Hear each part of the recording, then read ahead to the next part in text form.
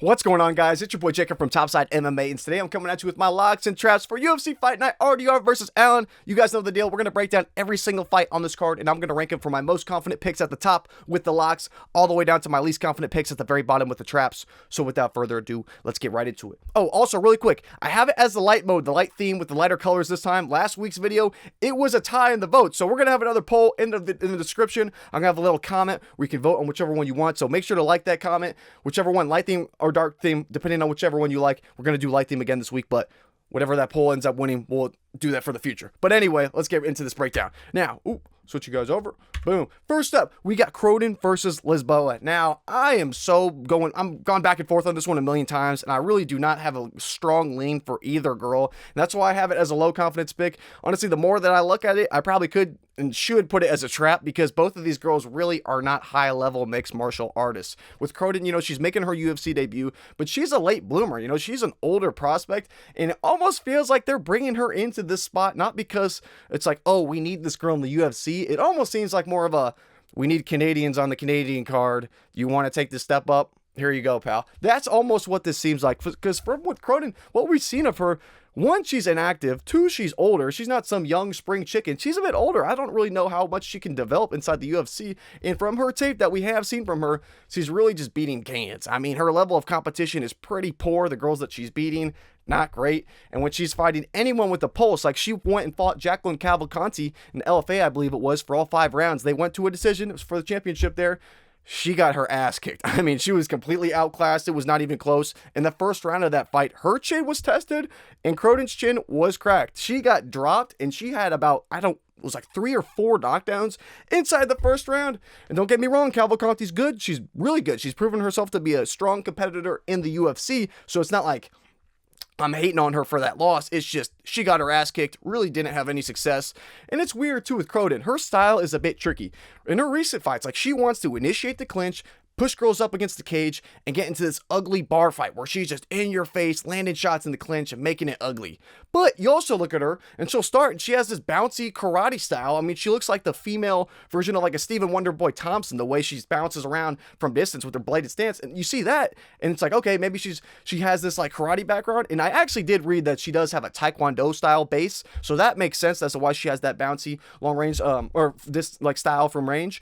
But it's like in her recent fights, she doesn't really want to do any of that. She doesn't like getting hit. In her Cavalcanti fight, she got cracked and got dropped from distance.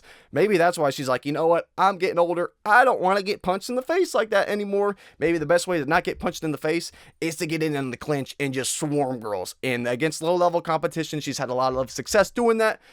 The thing is, though, she's going against Lisboa. And although Lisboa is not a world beater, she's not great. She's older herself. She really, I don't know how much she's going to be able to do inside the UFC at this point in her career. She does have a really good Muay Thai base. She's a Muay Thai 2X world champion in Muay Thai. So she does have that base to rely on. And I think in the feet, or striking on the feet, she's going to be better here. She's going to be better than Croden.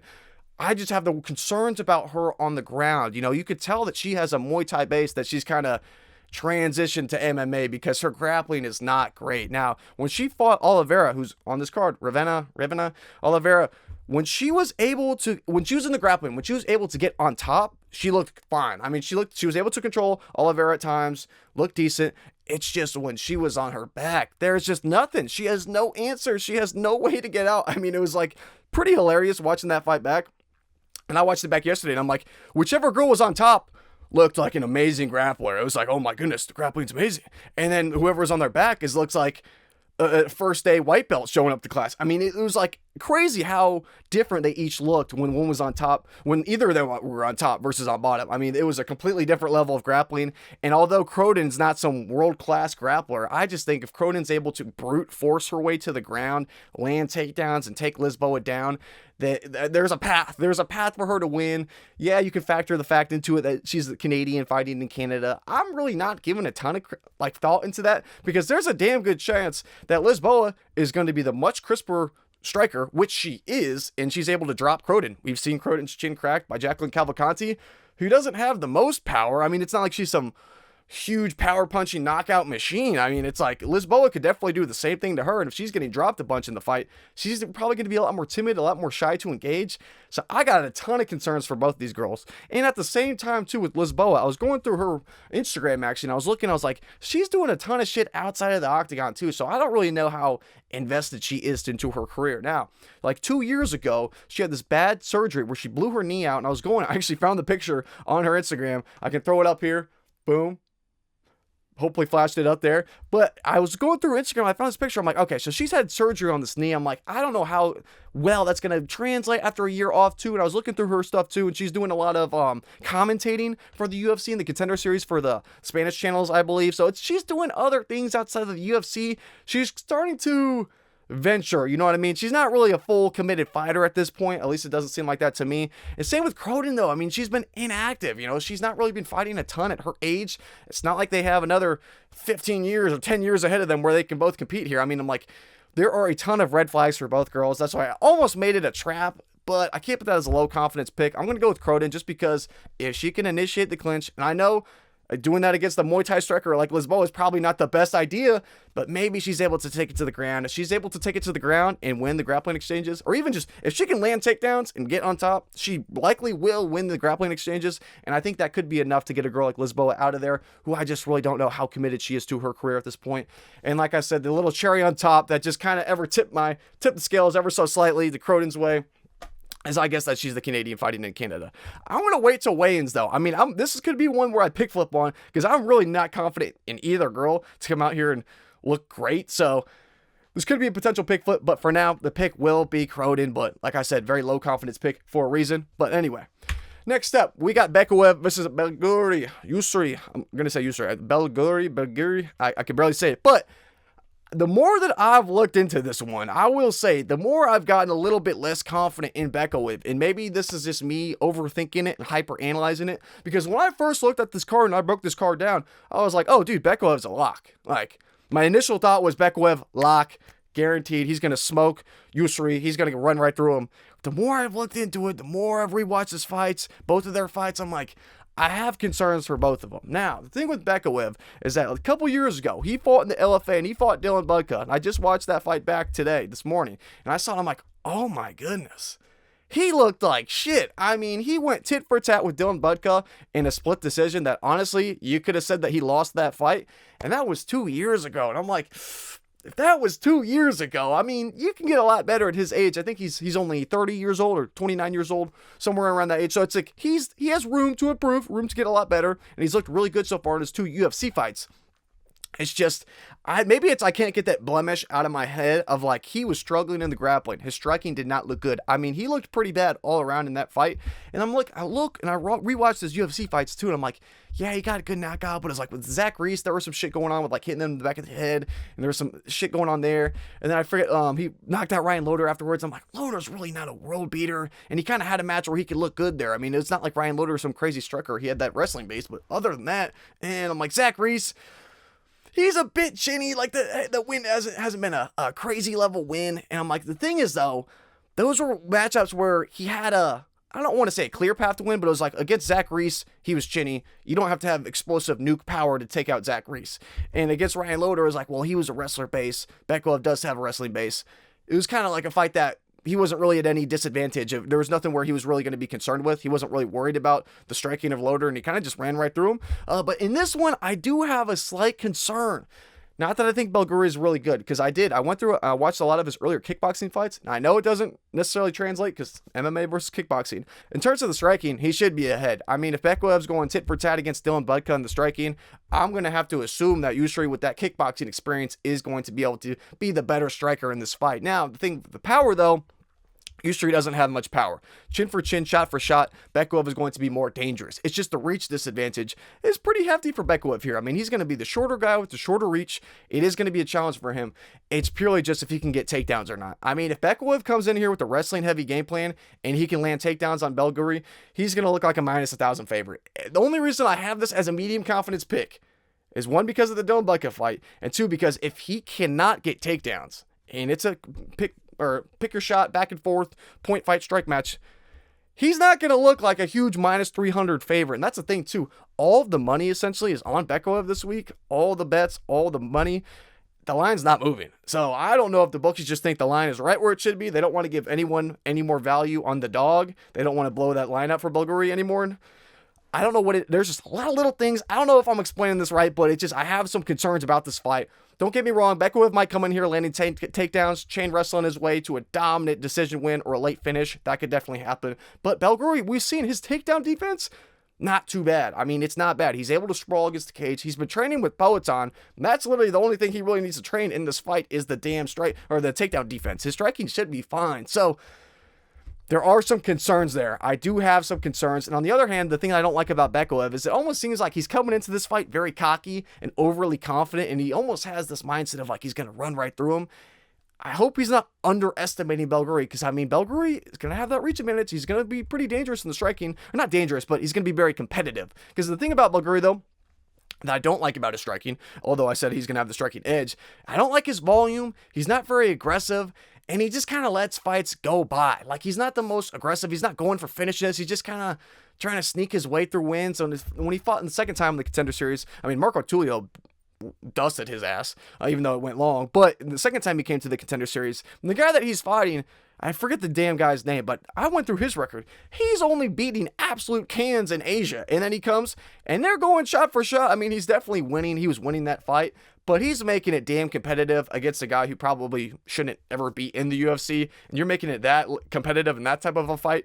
Azamat Bekoev, he at least is UFC level. I mean, he's already proven that he can hang here. And Belgaroui, anytime he's gone against someone in the UFC, and Peloton beat his ass, Izzy beat him in kickboxing, and we just saw Marco Tulio dusted his ass. So at the same time, he could get fucked up here. Don't get me wrong. He could definitely get destroyed. I won't be surprised. I have Bekoev as the pick for that reason because this is MMA. It's not kickboxing. If Bekoev can land the takedowns, he's going to look really damn good, and he's going to look like that minus 300, and it's going to cash everyone's bets because everyone's parlaying him up, and everyone's going to be super happy. I just have this spot in the back of my mind where if Bekoev can't land the takedowns, Vegas has 90% of all the money on Bekoev. This goes to a split decision. Some calls could be made. Maybe I'm hyper-analyzing. Maybe I'm tweaking out about this one. But I just had to voice my concern about this one for you guys. But like I said, I got Bekoev as the pick. If he lands the takedowns, he should be pretty dominant. If he can get it to the ground, and at that point, he could finish a guy like Yousri. So Bekoev's the pick. But yeah, pretty much covered this one. Everything I want to say. So that does it for this one. Oops. Next up, we got RDR versus Allen. Got this as a medium confidence pick. I just like RDR in this spot. You know, even if these guys had a full training camp, I would still pick RDR. And I still think with this short notice step up, he's only had a month. Brendan Allen's had a month to prepare for this fight. His cardio is one of his worst attributes about his game. Now he's stepping up short notice. I do not like it. I don't like it, man. I just don't think Brendan Allen's really going to be able to go 5 rounds long. Now, skill for skill, if this was a 1-round fight, I was talking about this on live a couple days ago. If this was a 1-round fight, I would take Brendan Allen. I mean, I like his skill set. He is very high level, and for his age, he hasn't even hit his prime yet. We're going to see Brendan Allen look better and better and better.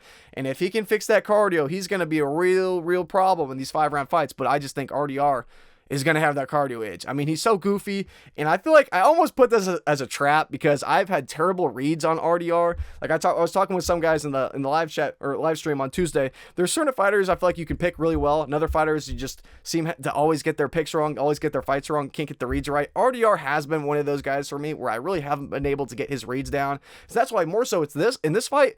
I'm really relying on this pick in like my judgment on this one purely based off their cardio because I think both these guys are very high level pretty much everywhere. I mean, in terms of the striking, RDR is not the most technical. I get that. But his grappling's good. His clinch work is really good. He's been able to show that in the UFC at the highest level. I don't really have a ton of doubts about him. We've seen his chin get cracked before, but I don't think Brendan Allen has that much power to really make it a huge difference or a huge factor in this fight. You know, we saw Whitaker was able to hurt him, still didn't end up getting that decision, and I think Whitaker has a lot more power than Brendan Allen does. So I just don't really know how Brendan Allen's going to win this fight unless he's able to get an early finish over RDR. That could happen. Brendan Allen does have very good grappling, and when he's on the ground, if he's not doing dumb shit, he actually looks really solid. It's just, that's the other thing too. It's the fight IQ. Brendan Allen and dumb shit are like, it's like PB&J. They go hand in hand. They go together. If Brendan Allen didn't have bad fight IQ and he didn't have cardio issues, I mean, Brendan Allen would probably, or maybe if Khamzat didn't exist, he'd be the champion right now. He'd have the belt. But unfortunately for him, bad fight IQ and cardio have really cost him, and pretty much all of his recent losses, that's the only thing that's cost him. I'm thinking against Imavov it cost him, against Fluffy it cost him. I mean, like, that's where he's losing these fights. In a 5-rounder, you're just going to give RDR more ways to get back into this fight, and I don't like his cardio. So like I said, he might look really good early on in this fight. I think there actually could be some decent live betting opportunity for a RDR live bet, because RDR, if he's going to sell rounds, it's probably going to be early on in this fight, but the longer this goes on, I think RDR is going to take over. A death gas Brendan Allen going into the 5th round. Yeah, no, he's not going all 5. He's not going to make it through that 5th round. I could just see RDR getting on top. RDR scrappy. He's crafty. He can get guys down, and when he does, it's mean. He mean mugs guys. I mean, he can beat you up in the clinch. He can beat you up on the ground. Like I said, skill for skill, these guys are very close. I mean, RDR, I was not as high on him when he came into the UFC, but he keeps proving me wrong, and he keeps making me more confident in him. So I guess I'm picking him this week, and I think he really should get it done, especially a short notice Brendan Allen. I just don't think he's going to have enough gas to be able to go 5 rounds, where I think RDR will. So I know we're kind of making the pick based on cardio and durability here and being able to go long, but I think in a Brendan Allen fight like this, a 5-round short notice step up, that's going to play a huge role. So I definitely got RDR as a medium confidence pick. I think he should pretty decisively win this fight if he can't get a finish, if it were to go long, but I could see RDR getting a finish. I think he probably wins inside the distance. So RDR's the pick, and I like him a lot this week. So next up, we got the trap. We got Kevin Holland versus Mike Malott. Oh my goodness. I don't know the mental battles I can keep going through with Kevin Holland. Now, this has been like a battle for me all week. Do we finally, do we bite down here? Do we buy the low? Do we buy the dip, the low point for Kevin Holland? Do we buy the dip on him? Do we get in at Kevin Holland as a underdog against Mike Malott, who really is not that impressive? Mike Malott has not beaten anyone. Who has Mike Malott beat? He's not beaten anyone. He's not really that well proven. Yeah, he's in Canada. Yeah, he has the edge. Kevin Holland should be the better fighter everywhere. I mean, it's just a matter of, is his chin going to be a problem? Is he going to get robbed on the scorecards? And does Kevin Holland even give a shit? I mean, does he even want to be here, or is he just taking a check and he wants to bounce? I mean, this could easily look like the type of fight where Kevin Holland, almost like an RDR fight, where if he just doesn't care, he goes and does some dumb shit early on. I could see Mike Malott submitting his ass in the 1st round. I would not be surprised. Now, Mike Malott doesn't have the best cardio, so the longer this goes on, Kevin Holland's really going to have a chance. You know, the longer this goes on, I like Kevin Holland's chances. It's just, does Kevin Holland does he really want it? Now, I will say, from the interviews that I've seen of Kevin Holland for this fight week, he has seemed pretty dialed. He doesn't seem like he's really talking all that much. He doesn't seem like he really wants to talk shit like he normally does. He doesn't really seem all like, haha, happy-go-lucky. He kind of seems pissed off. He seems like he's here for on like a man on a mission, rather. And, you know, he's been talking a lot. He's like, man, I want a rematch against D-Rod like that. Like, that fight really pissed him off. I think we could see, if Kevin Holland comes in here locked in, which I think he definitely could be locked in for this fight, mentally checked in and focused here, I think he has every tool in the world to beat Mike Malott. I mean, he has what's the reach advantage? Like 7 inches or something insane? I mean, he has the tools to win here. He's going to be the better striker. Chin for chin, you know, Mike Malott has not the greatest chin, so I'm like, I'm not really too worried about the durability if they go chin for chin. Now, after that D-Rod fight, I'm a hell of a lot more concerned. Before then, if that fight never existed, I would have said, yeah, no, Kevin Holland probably has the better chin. But now I'm like, who knows? Kevin Holland is taking this fight pretty quickly after that loss where he was dropped, I believe, twice in that fight. So I have concerns. I have this as a trap for a reason, because let's say this is a competitive back and forth fight. Even with that Gunnar Nelson fight, I mean, it was close. It was close. And I don't think Gunnar Nelson I don't think he's bad. He's good. He's a solid fighter, but he's not like a world beater. You know, Gunnar Nelson's kind of at this point where he's like, I'm just going to kind of show up every year and a half, 2 years, take a fight, make some money, and chill. Or Mike Malott, I don't think he's there. I think he's on a nice little run. He has the momentum going for him. I think he's really motivated. You know what I mean? At the point in his career too, where like he could really start to rise up in the rankings. He's talking about the future plans of like, yeah, you know, he really wants to fight one more guy outside of the top 15, and then after that he can try and break into the top 15.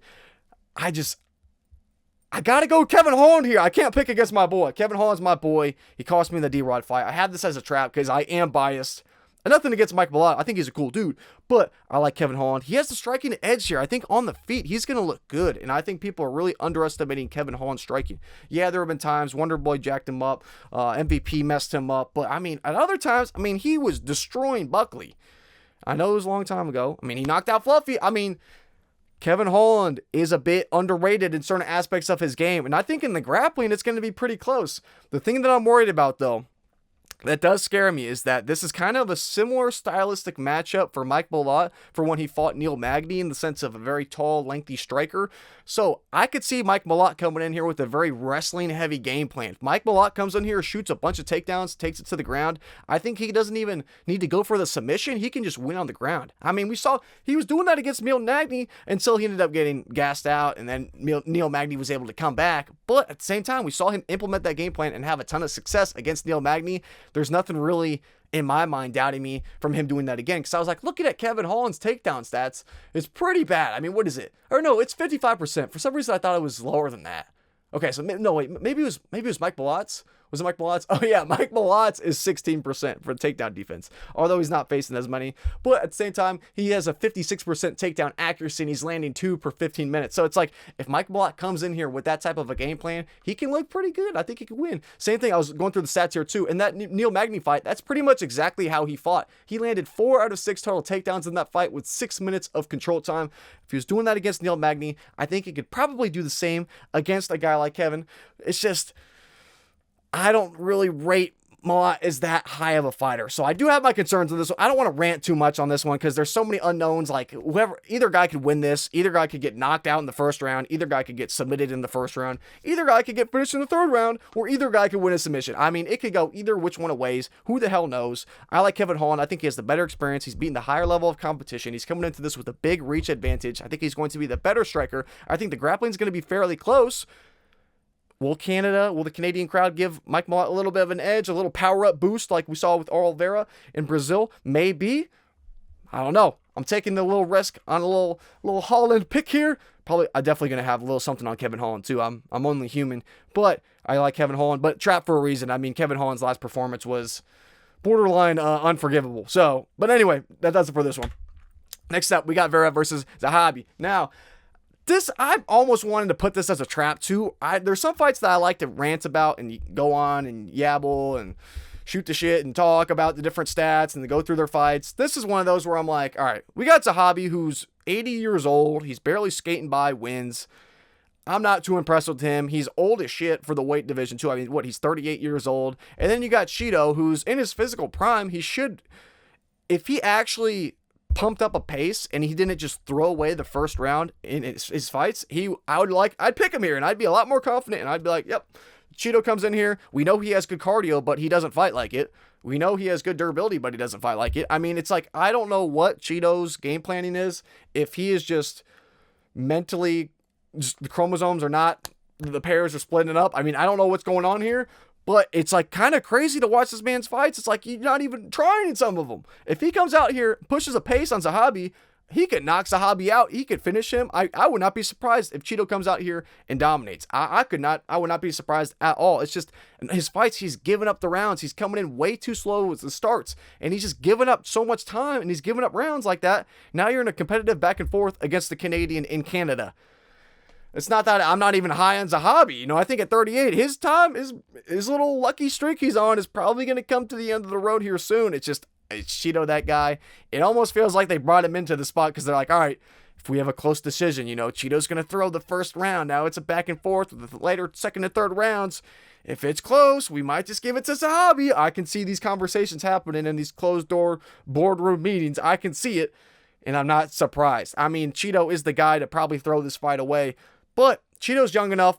I'm having a little bit of hope in him here. I mean, maybe he can make this a little bit more competitive than I'm really kind of bashing on him a bit. It's just because I think he has more potential. It just seems like he doesn't fight to his potential, and his fight IQ is just not the best, and it causes him some problems, causes him to lose fights that he could win.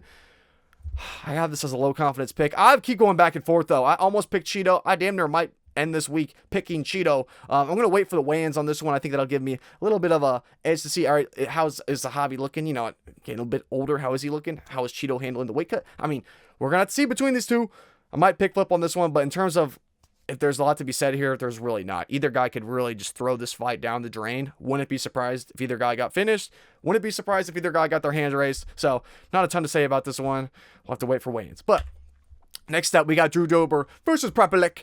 Now, I have this as a high confidence pick and not a lock because I'm just thinking, I was like going through Drew Dober's record. I'm like, I cannot make a man who's 1-4 in his last 5 fights a lock. I can't do it.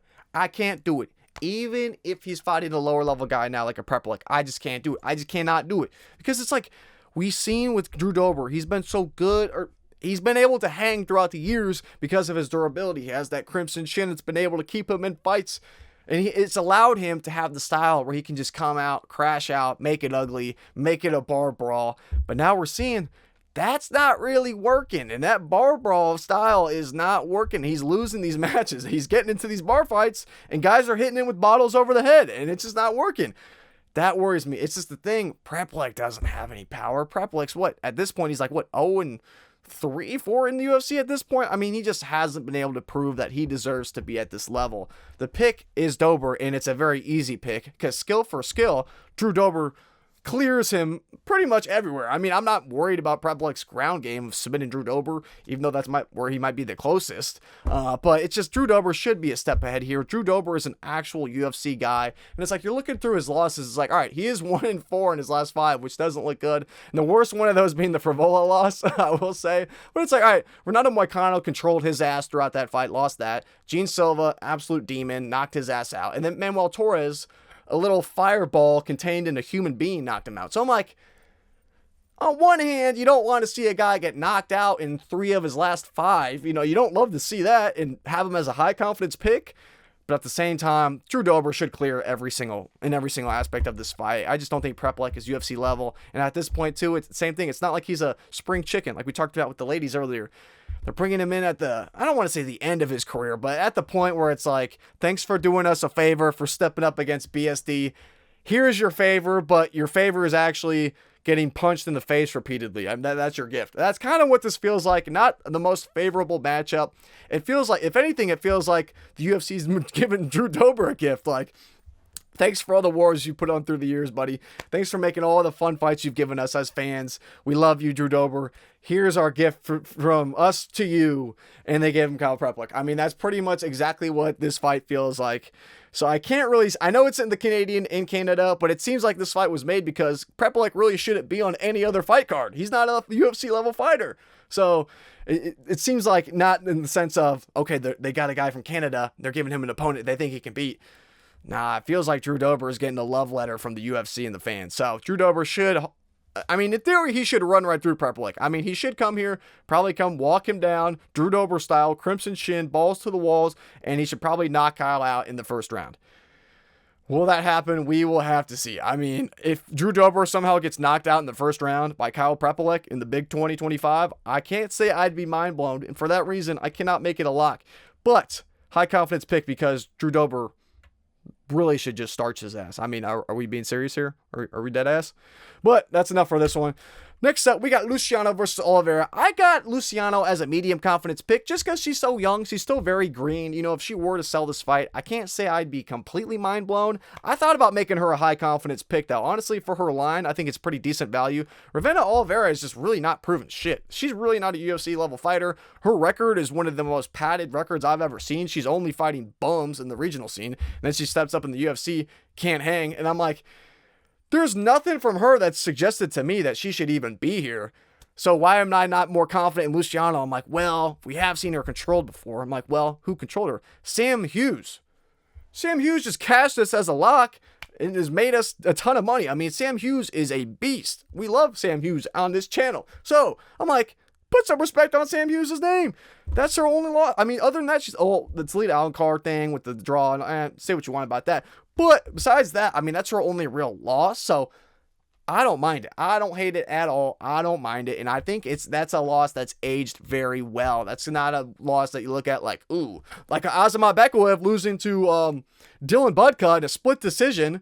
That was like a, ooh, I don't love that one. But Luciano losing to Sam Hughes is like a, okay, the crafty vet came in and she just grappled. I mean, it's not like if Luciano was getting pieced up on the feet by Sam Hughes, I'd be like, ooh, that's probably not the best. But it was just grappling. She was able to out-grapple Luciano. And the thing is, though, she was able to hang. I mean, I went and looked back at the stats on that fight, and it's not as bad as I originally remembered it to be. So I was pulling it up for you guys. Throughout that fight, the Sam Hughes fight, I mean, Sam Hughes had 4 minutes of control time, but Stephanie Luciano had 1 minute of control time. I mean, she was able to hang a bit, and it was like in terms of the takedowns, Sam Hughes went 3 for 8 on takedowns. Stephanie Luciano went 1 for 2.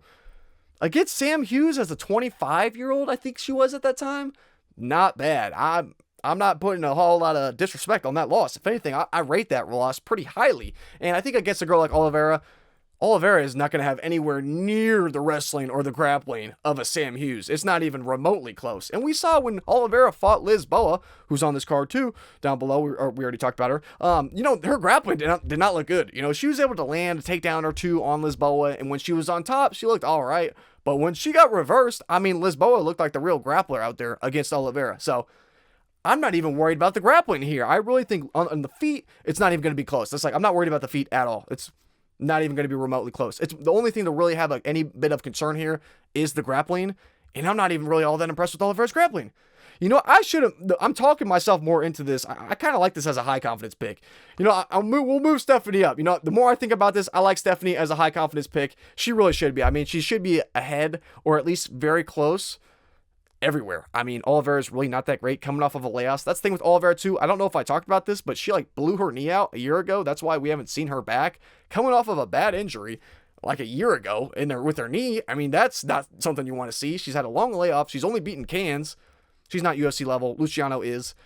Yeah, no, I'd move her up to a high confidence pick. I like her. I like Stephanie Luciano. She should win this fight. I think she's better everywhere. But next up, we got Nelson versus Frevola. I should have put this one as a trap, honestly. I mean, we got no chin versus no chin, bang for bang, tit for tat, bingo bongo, rock'em sock'em robots, hungry hippos. That's what the hell we got with Nelson versus Frevola. It's not going to be pretty, but I'll tell you what, it's going to be a banger of a fight, and I'm super excited for it. In terms of the pick, though, I mean, oh my God, I don't even know. I don't even know where to start here. I mean, Frevola, he has no chin. I know I'm picking him here. He has absolutely no chin. I mean, at least with Kyle Nelson, he got knocked out by Steve Garcia. The thing with Frevola, though, that I like about him is that he has heart, and it seems like he really wants to be here. I'm not saying that Nelson doesn't have heart, but Frevola has that unwavering heart of we don't see this man quit. When he gets knocked out, dudes are just putting him out. I mean, they're just laying him out cold. And it's highlight reel knockouts for sure. But I mean, at the same time, it's when he's getting knocked out, it's not like he's giving up. Whereas Nelson, when he fought Steve Garcia, you watch that fight back, he kind of curled up in a ball and gave up in that fight. So that kind of rubbed me the wrong way of Steve Garcia is my guy. And we picked on him. I bet on him to get a round 1 knockout in that spot. And I went into it very high confident with Steve Garcia. He's my guy. But I was seeing that from Kyle Nelson. I'm he was actually kind of hanging and surviving, but then he just kind of curled up and gave up. I don't know. In terms of the heart, though, I just don't know where Kyle Nelson's at. I mean, in terms of the time he's taken off, he's not really a full-time fighter. He's doing shit in his other life. He has a lot of other things he's dealing with. Whereas Matt Frevola, at least he's training with high-level guys. I mean, he's training with guys you want to be training with, especially this type of fight where he might want to go with the grappling. He's training with the guys like Merab. He's training with guys like Aljo. I mean, he's around a good level camp with a lot of high-level guys. And that's kind of nice. That's something you want to see of okay, Frevola is still training full time. I mean, this is where he wants to be. Even if he's had a bad run, it's still against high level guys. Yeah, BSD knocked you out. All right, first CM knocked you out. All right, those are high level competitors. Kyle Nelson just he hasn't been able to hang at a higher level. It's I don't know. At the end of the day, this is a coin toss of a fight. I think the odds are perfectly spot on. So I'm not super convinced of Frevola here. I'm not trying to portray that. It's just gun to my head if I had to make a pick. I originally was thinking about Kyle Nelson, but I switched to Frevola just because I think he's going to be training around the higher level guys. And I think in this fight, he probably knows his chin is shot. He's taking some time off. I think he's going to come in here with the wrestling heavy game plan. I mean, he's training with Merab and Aljo, and they're all about the same weight. So it's not like he's a heavyweight trying to train against Merab. I mean, it's actually good level grappling that he can really be competitive in. So I like him here. I think if he comes in here with a wrestling heavy game plan and fights a smart fight and doesn't come out here like he did against T-Rex, I mean, as long as he doesn't do that, he should be able to hang. I could see either guy. I could see them just coming in here and making it a complete war, and someone gets put out in the first 30 seconds, though. That could totally happen. But if I was Frevola, if I was his coach, I'd be like, all right, we can take this guy. We can out-wrestle him. We can take him down and control him. Well, let's do that. Let's not stand and bang after coming off of bad knockout losses. But what do I know? We don't know how he's going to fight. Who the hell knows? So, picks Frevola, but low confidence. Could have been a trap. And the only reason I didn't put it as a trap is because we kind of know both guys are not very durable. They're probably going to want to stand and bang, and someone's probably going to go night-night. So it's not like there's anything behind the scenes that's underlying that we need to talk about. But anyway, that does it for this one. Next up, we got Barlow versus Santos. I know a lot of people are split on this one this week, and I'm not extremely confident in Danny Barlow, but at the same time, there's no way in fuck I'm picking Jourdain Santos. The guy who couldn't even put his hands on Ozzy Diaz. We cannot look past that fight. We can't look past that fight. I mean, if we look at their two most recent big boo-boo fights where it's just like, ooh, that didn't look great. All right, Danny Barlow got caught by Sam Patterson. I'm super high on. We had him a couple weeks ago as a high confidence pick, won a ton of money on him. I'm big on Sam Patterson. I think Sam Patterson is a real threat. Ozzy Diaz?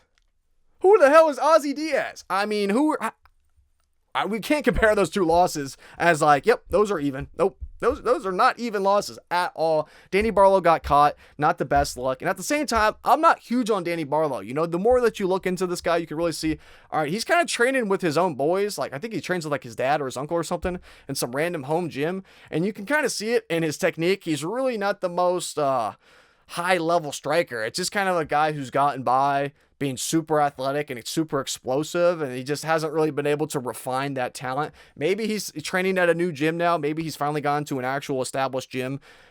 If I'm wrong, correct me in the comments, but he grew up training with his dad. I think it was his dad or his uncle, just some like local in like the back of his garage ass gym. And it really does show in some of his fights, like going to split decisions against guys like, not Quinlan, but Vertenikov and who else? There was another one he went to it was a split decision against where the competition's really not that great. Sorry, I'm pulling it up. It's going to make me mad. Oh no, it was just Vertenikov.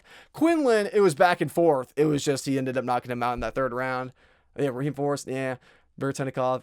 I thought there was one more. Okay, maybe not. But at the same time, it's like, all right, Vertenikov is not a high-level UFC guy. And going back and forth with him like that, not the best look. But it's just like, I think he's going to have more power. Stepping up to a new weight class, though, it's going to be interesting. You know, there's a lot of like uncertainty. There's a lot of concerns here of like, why is Danny Barlow even stepping up?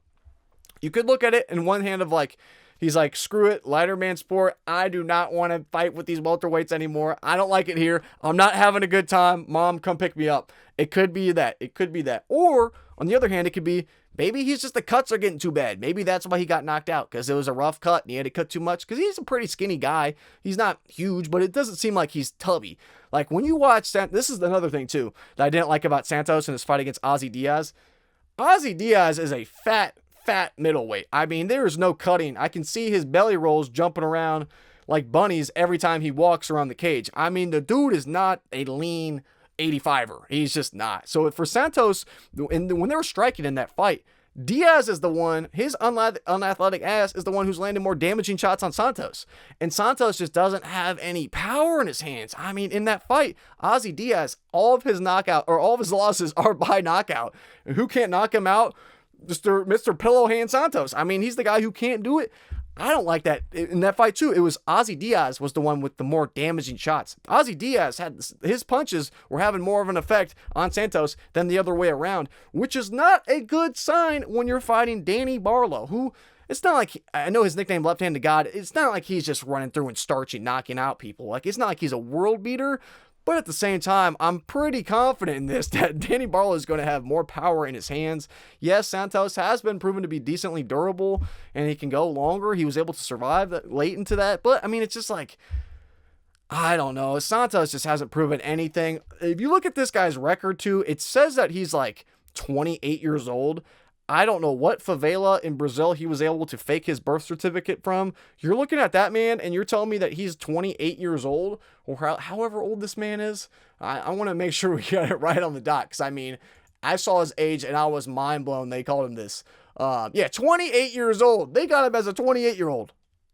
38 maybe. I mean, it's some Jose Aldo level birth certificate frauds from this Mr. Santos. So I don't know. Danny Barlow could come out here and get knocked out. I just think I don't even think that necessarily technically he's a lot better on the feet. Like I think technically in terms of the striking, it's probably going to be decently close. Like I don't even think Danny Barlow is that further much ahead of a Santos. It's more so just whoever is landing the more damaging shots. Danny Barlow is going to be landing the more damaging shots. And especially him moving up with more weight, more size, he's going to have even more power. Santos, his power wasn't able to do shit against the chinny Ozzy Diaz. I don't think it'll be able to do shit against Danny Barlow either. That's why I have him as a medium confidence pick. But as you can see, I got it on the lower end of the side because from Danny Barlow, him stepping up, coming off of a knockout loss, there's a lot of red flags we could have about Mr. Barlow. So don't want to jump the gun, especially at this wide of a price tag. That's more, like if it was a coin toss, oh yeah, I'd have some action on Danny Barlow, hands down. It's just the odds. It's not worth it for me to get behind. I don't think it's worth it for anyone. You could go chase out a prop on this maybe, but it's more so the minus 300 lines completely scared me off of it, honestly. Even though I do think Danny Barlow should win this fight, Santos hasn't proven shit. So that does it for that one though. Next up, we got Jourdain versus Grant. Now, this is one of the fights that I was the most excited to talk about. I will say, I will preface this breakdown with, I am extremely biased. Davey Grant has taken my money many times in the past. Davey Grant has found ways to rob my pockets, rob them clean, take me for all my money. Davey Grant has been a menace and a gremlin when it comes to taking my coin. So, I am coming into this with the, I'm going to get you, Davey Grant. I'm going to fade your ass. I love Davey Grant as a person. Cool dude. Nothing disrespect, nothing personal, nothing against Davey Grant. He seems like an awesome guy, and I respect him a lot. But in terms of the bets, oh my God, this dude runs me dry. So, a little bit biased. But I will say, I have Charles Jourdain as a high confidence pick. And a lot of people would probably see that and be like, you're an idiot. And you might be right depending on how this goes on Saturday. Or I could be the next Albert Einstein. Just kidding. But I do, jokes aside, I do like Charles Jourdain in this spot. I think this is the spot where we see him shine. Now, the reason why I'm so high on him is because it's more so this has to do with their betting lines included. I will say there is a ton of value on Charles Jourdain this week.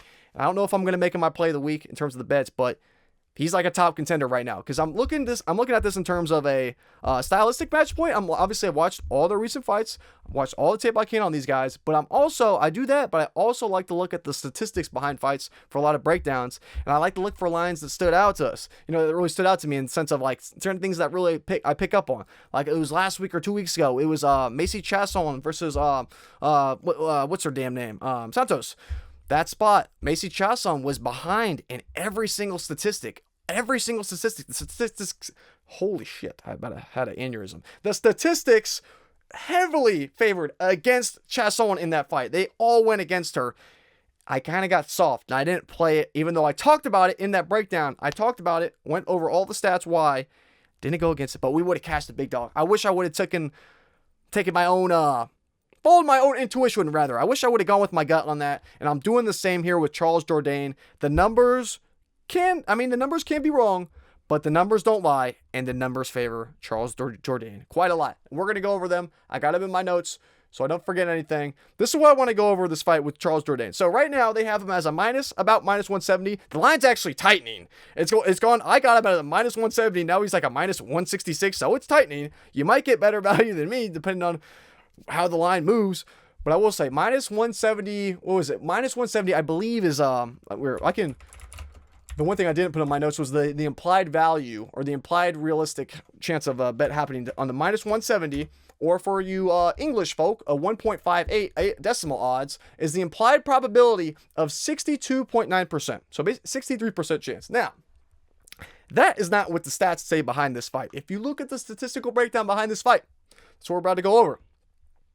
There is a 10-year age gap between these two fighters. Now, that's not a rare occurrence, or that's not a common occurrence. That's pretty rare. And at this level of with this level of the ages, it's even more rare. This is not a 22-year-old versus a 32-year-old. If you were looking at a 10-year age gap between 22 and 32, if anything, the age would favor the 32-year-old because they're still in their physical prime, but they're going to have that extra experience. So this statistic that I'm going to go over, they're including the 10-year age gaps. That includes different scales of that spectrum, if that makes sense. We have a 30-year-old versus a 40-year-old. We have a 30-year-old in his physical prime, extensive UFC history, all the experience that he needs to be fine here. He's going against a 40-year-old who, to be fair, has probably looked better than other 40-year-olds at this lower weight class at bantamweight. But we're talking a 10-year age gap. So in 10-year age gap fights, the younger fighter wins 70% of the time. And you might hear that and be like, okay, that's basic. All right, no, it gets worse than this. So between that, with that 70%, but in the fights with this large of an age gap, the younger fighter wins 70% of the time. But when the older fighter is the underdog, they only win 22% of the time. So when there's a 10-year age gap and the older fighter is the underdog in the spot, they only win 22% of the time. So statistically, Davey Grant's coming in here with a realistic 22% chance to win this fight. So, statistically saying, if I literally wrote this down, if you're averaging out the 70% win rate for the 10-year age gap and the 78% win probability of Charles Jourdain being the favorite in this, because it's not a pick'em, I mean, he's a significant favorite here. We can estimate that between the 70 and the 78%, if you average it out, you could say that Charles Jourdain has about a 75% chance statistically of winning this fight. But it doesn't include that. This fight doesn't include that this is a bantamweight fight, the second lowest male weight class, where age and speed are more critical than any other weight classes above them. This also doesn't include the fact that we're comparing a physical prime age compared to a completely out of prime age in 30 versus 40. Like I said, it's not a 20 versus 30. We're talking 30 versus 40 at bantamweight. That is an extremely important detail to think about here. Also, it doesn't include the fact that Charles Jourdain is fighting with the home turf advantage. We have the Canadian fighting in Canada. I'm not saying that's going to be a huge difference, but in terms of the little things, that could help him out here. And between all that, so we're looking here, if we're averaging him about 75% chance, this is where Charles Jourdain, now, that's the stats. If we're averaging him going into this, statistically, maybe let's say 75%, we're averaging that out, chances of him winning this fight, right? That doesn't include the fact that it's at bantamweight. This is a lower level weight class. That 75% is purely just him being the favorite and him being the younger between a 10-year age gap. Now we're talking bantamweights, much lower weight class where speed and agility matter more than anything. We're also talking besides the weight class here, we're also talking there's another point I was going to make. I just had it and it just dropped. Oh yeah, this is Charles Jourdain fighting back down at bantamweight. This is where Charles Jourdain should be. He struggled at featherweight against guys where he's been at huge disadvantages like a Gene Silva. Gene Silva would run right through Davey Grant or Sean Woodson. Sean Woodson, that's probably the toughest stylistic matchup he could possibly have would be a Sean Woodson. And he still went to a split. I mean, that was a close-ass fight. This Charles Jourdain at 30 years old, this is going to be the best version of Charles we've ever seen, and this is going to be the worst version of Davey Grant we've ever seen. People say Davey Grant's in his prime right now, which I totally get it. He's on a good streak. He is going and beating guys that really give the fights up. I mean, Damon Blackshear gave that fight away. He completely shit the bed there. I mean, even the fights where the Daniel Marcos fight, you could say he won that fight, and I totally agree with you. But Daniel Marcos has no volume. He's not even trying. In that whole fight, he was super timid. Davey Grant looked extremely slow. That was the worst Daniel Marcos performance we've probably ever seen. He looked like shit in that fight. And you look at other fights, too, against Asuncao. He was losing that fight up until a last-minute submission. And I'm not saying Charles Jourdain is like the next coming GOAT. I'm just saying, statistically, if we can get him, if statistically he's coming out here, I'd give him probably an 80% chance implied probability statistically. We can get that line at a 63% implied odds. I like it a lot. That's why I have him as a high confidence pick. I think he should get the job done here, man. I really like Charles Jourdain. He's a recent father, too. I was watching his interviews because a lot of people, including myself, have had problems with Charles Jourdain being a little goofy, not really taking shit seriously. You look at his recent interviews, this guy is locked in. He's dialed. He's taking this fight extremely seriously. New dad. He has that dad strength. He has that dad mentality. Shit ain't sweet anymore. He's kind of starting to get a bit more serious with his career. And at 30 years old, in his proper weight class, in his hometown, with all the experience he's had against better competition than Davey Grant's fought, I like him a lot in this spot. I'm heavy on him. I like Charles Jourdain a ton. Hopefully the ranting has made sense, but statistically especially, I am very heavily, largely on Jourdain this week, and a lot of people aren't. A lot of people are taking Davey Grant, and I get it. Maybe, like I said, maybe I'm a bit biased, but Davey Grant, you've taken my money. I don't think he's taking my money this time. I think I'm going to be robbing Davey Grant's pockets. Well, not him directly, but Davey Grant, you're going to make me money this week. You're not going to take it away. At least I hope so. Please kind of end the streak here. But no, in all seriousness though, I do like Jourdain a lot. Statistically, this was a no-brainer bet for me. I like it a ton. It makes a ton of sense. The value's on our side, and I think I think it's a great value. So anyway, that does it for this one.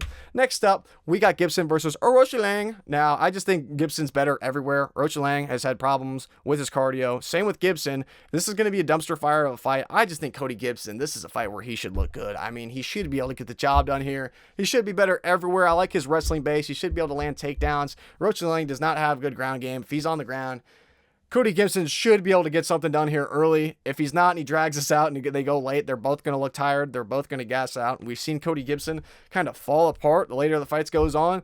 So I do have my concerns here in the sense of I don't have this. I have this as the lowest of the low medium confidence because I'm really not all that high in Gibson. The reason I put this as the lowest of the low on the medium picks as opposed to the low confidence one is because I really wasn't torn on this in terms of who the pick was. Like I was not going to go against Gibson here.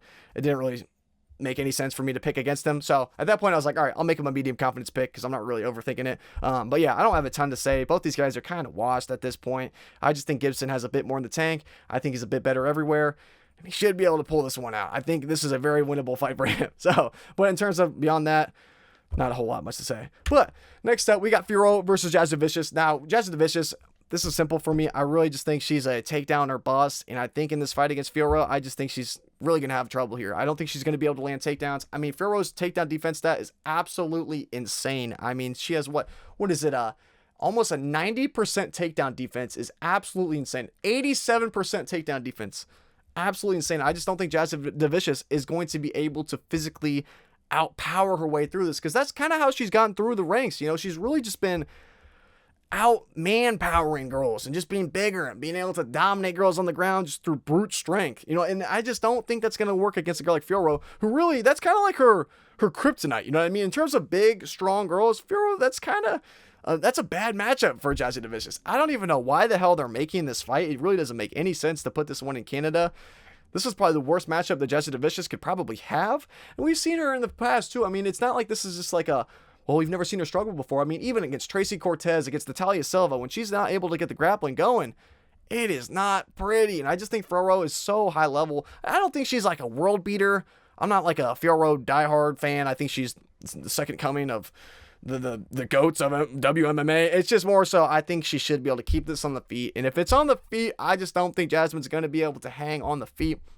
A lot of people were giving Fiorot shit for her last fight, though. But if you watch that fight, I mean, one, it's against Shevchenko. One of, if not the GOATs of the division. And besides that point, she got her nose broken in the first round of that fight, and she was still able to go all 5 rounds. And I was looking at that fight, and I was like, all right, because I saw that Shevchenko landed takedowns. I forgot about this shit. But I was like, I wanted to rewatch it, because I was like, I don't remember Shevchenko landing damn takedowns. But I was like, I was looking at the stats, I was like, okay, but she's landed 2, so I was like, I wanted to go rewatch it. And I was like, all right, what did these takedowns look like? I was trying to think of whichever one it was. There was 2, one in the first round, and the second one was in the 4th round. I forget which one is which that I want to talk about here. But the one that stood out to me, that the one takedown that Fiorot gave up, was when she shot a leg kick. She threw a big leg kick out, got caught, and it proceeded to land into a takedown. So it's like, she can avoid that type of shit. If I'm Fiorot, if I'm her coach, we're not throwing any kicks. No side kicks. I don't want to see any kicks throughout this damn fight, because you're just asking to be taken down. Unless you're going to go for a little calf kick. I think a calf kick could do work, and it could work really well against a girl like Jazzy Vicious, who needs to have that wrestling base where she needs that leg strength, she needs that leg drive. So I think maybe the calf kicks could be going. No body kicks. I don't want to see any head kicks. I don't want anything going above the knees. Nothing above the knees. Dear God.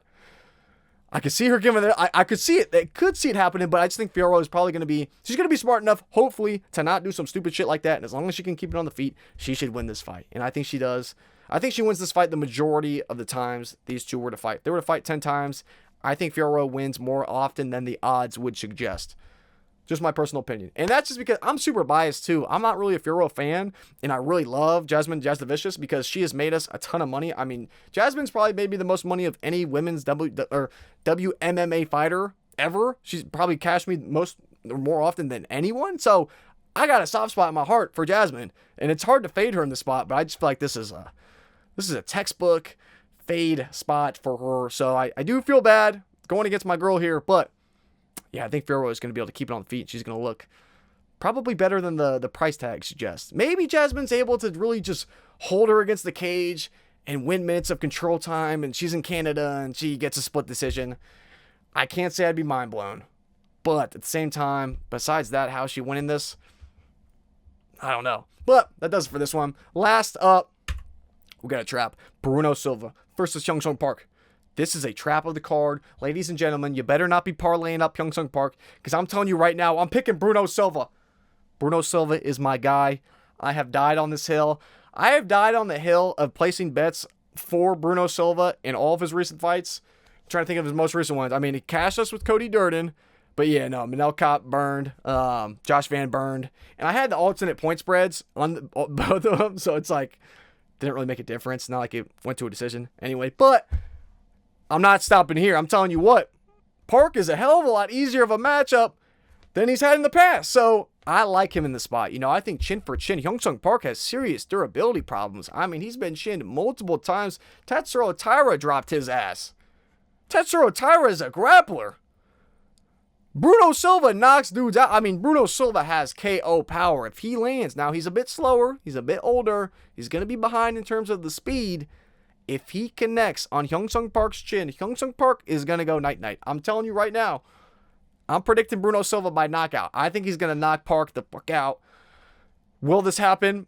It might not. We might get burned 3 times in a row with Bruno Silva, but that's my dog. We will be going, we're going down with the ship, or we're taking the Titanic all the way back home. I mean, we're either hitting the iceberg or we're sailing back home happy as can be. It's going to be one of the two, but I'm willing to take that risk. I think the odds are completely shot. I think this should be a pick'em, if anything. Who the hell is Hyung-Sung Park beat a bunch of random Asian scene bums, and then he gets absolutely decimated by Tatsuro Taira. I mean, who before that? Who the hell did he fight? It was Hernandez. What was his damn first name? I'm blanking on him. Sorry, I gotta pull this up. This is gonna piss me off. Carlos Hernandez. Who the fuck is that guy? And before that, Shannon Ross. I watched this fight back literally yesterday, and I'm watching this fight. I'm like, this dude's going tit for tat in the striking against Shannon Ross. Bruno Silva's going to knock him out. I mean, who knows? Maybe Hyung-Sung Park looks a lot better here. But, I mean, just off what I've seen from him so far, he's beaten mid guys in unconvincing ways. I mean, yeah, I know he's got a lot of early knockouts. But, I mean, in terms of, like, the Shannon Ross performance, not the best. Carlos Hernandez, I mean, I made some money. On Park against Hernandez. So, I like Park. I like him. I just think this is a decent step up, and we've seen when he's taken a step up. Yeah, Tatsuro Taira is obviously way more ahead of a Bruno Silva in the big 2025, but, I mean, he got smoked. Short notice or not, it wasn't a cardio issue. He just got smoked. So I think Bruno Silva is very live to do the same thing. I think Bruno Silva could get a knockout. I got a sneaky Bruno Silva submission prop. I'm going to talk about it in the best video. But I'm throwing a little sprinkle on Bruno Silva by sub at like plus 1,600. Just a tiny little sprinkle, but we just saw Tatsuro Taira drop Park, knock his ass down, wrap up a sub. Bruno Silva, he's good on the ground, and he has hands of steel. For plus 1,600, I'm only human. But, I mean, in terms of the overall pick, though, that's just a little cheeky sprinkle. In terms of the pick, though, I like Bruno Silva. I'm a fan of his. Maybe so I'm a bit biased here. I think he can beat a guy like Park, though. Park hasn't really proven anything to be this big of a favorite over a vet like Silva, who's really fought the who's who of the entire division. So, I like him in the spot. But anyway, guys, I know there's no lock I had picked here. I know. Don't have a lock here. I really don't think there is a lock on this card. I genuinely don't think there's any lock. Even a Drew Dober, I could see somehow shit in the bed. I could see him getting knocked out. It could happen. And I just don't want to make a guy who's 1-4 in his last 5 a lock. I really don't think there's a lock on this card. But gun to my head, I'm going to die. I'm going to go down with the ship. Like I said, if I had to pick one lock, I'll do my boy Jourdain. And I know there's probably going to get some hate comments. I can already feel the hate comments brewing over this.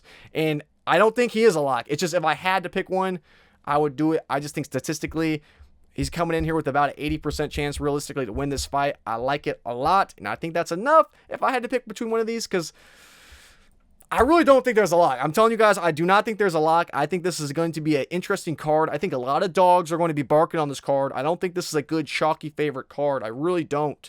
So that's why I really do think there's no lock on this. But I can die. I can go down with the ship. I can die on the ship with Jourdain here. If he loses, he loses. It is what it is. But I like Jourdain here. I really don't think there's a lock, though. I will say. But I don't want any hate comment or complaining about no lock. So Could do Jourdain. But anyway, guys, that does it for the video. That does it. I hope you guys found some value. Hope you guys enjoyed. Hope you guys got some new angles about these fights maybe. Let me know if you guys agree or disagree with anything about what I had to say in the comments. Let me know. Drop your opinions. I love hearing about you guys' different insights because there's always things that you guys see that I don't, obviously. So I love hearing about it. I love reading. I love getting to know every little aspect and every little detail that I might be missing, you know? So I love hearing everything that you guys have to say about these fights. I really appreciate you guys dropping your input in the comments. So thank you guys so much. And, oh yeah, so I guess that does it for this video. I'm going to wrap it up here. We're going to get it up to you guys. I know it's a little bit later, but better late than never. We're going to have it up, and we're going to talk about we're going to have the weigh-in video tomorrow. We're going to have the best bets video coming out here soon too, so stay tuned for those. But in the meantime, thank you guys so much for all the love in the videos. Thank you guys for watching. It's your boy Jacob from Topside MMA, and I'm out, so peace.